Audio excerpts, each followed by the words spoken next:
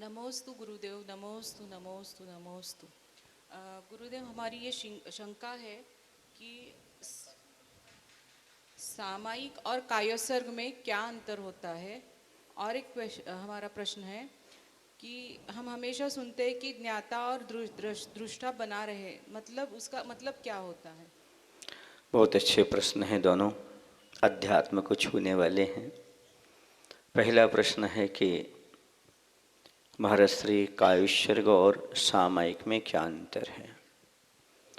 सामायिक जो होती है वो इस समय को लेकर के चलती है। कम से कम 2 घड़ी सामायिक का बताया है, उसमें भी कायोसर्ग जैसा ही होता है। अर्थात ध्यान लगाते हैं, शरीर से ममत्व हटाते हैं, 5 पापों का पूर्णतः त्याग कर देते हैं और पंच परमेष्टि में लीन हो जाते हैं। इसका नाम सामायिक होता है। और कायोसर्ग का अर्थ होता है काया धन उत्सर्गा बराबर कायोसर्ग। मात्र शरीर का त्याग करने का नाम कायोसर्ग है।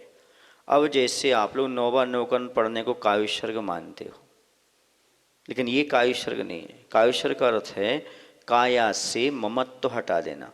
अब आपने काया से ममत्व हटाया कितने समय के लिए? तो 27 श्वासोच्छ्वास के लिए। अब 27 श्वासोच्छ्वास कैसे गिने? तो 9 बार नवकरण पढ़ लो। एक बार में 3 श्वासोच्छ्वास, एक बार नवकरण, तो 9 तिया 27, ऐसा उसको आप कायोसर्ग बोल देते हो। और भी कायोसर्ग होता है, जैसे रात्रि भर का कायोसर्ग होता है, दिन भर का 12 घंटे का कायोसर्ग होता है। ये विशेष तपस्या करने के लिए होते हैं। सामायिक सावक के लिए अपने उसमें अतिथि संविभाग व्रत के बाद आता है, यानी शिक्षा व्रत के अंतर्गत आता है। और तीसरी प्रतिमा में भी सामायिक प्रतिमा आती है। मुनि महाराज के लिए कायोसर्ग आता है आवश्यक में, वो कायोसर्ग करते हैं। इस प्रकार दोनों का उद्देश्य काया से ममत्व हटाना है, पर सामायिक समय से बन के चलती है। कायोसर्ग तो आप कितने समय तक ही कर सकते हो। दूसरा प्रश्न है आपका ज्ञाता दृष्टा वाला। ज्ञाता दृष्टा बनिए का अर्थ होता है मात्र जानने देखने वाला बनिए। संसार में जो कुछ उसे जानो देखो, इंटरफियर मत करो, राग द्वेष मत करो, मात्र साक्षात्कार करो। सामने कोई चीज है, जैसे यहाँ पर रत्न पड़े हुए हैं, ठीक है ना। एक व्यक्ति आया, वो कहता मैंने रत्न पहले देखा, दूसरा कहता मैंने देखा, दोनों की लड़ाई हो जाती है। तीसरा ज्ञाता दृष्टा बन के देख रहा है, उसी ना रत्न लेने का विकल्प है ना छोड़ने का विकल्प है। वो दोनों लड़ते झगड़ते रहते हैं, समझ रहे ना, वो राग द्वेष कर रहे हैं।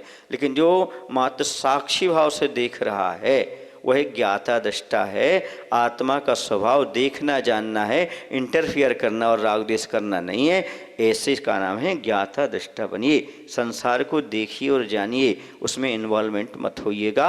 आप राग द्वेष से बचेंगे, कर्म बंधन से बचेंगे और अपना कल्याण कर लेंगे।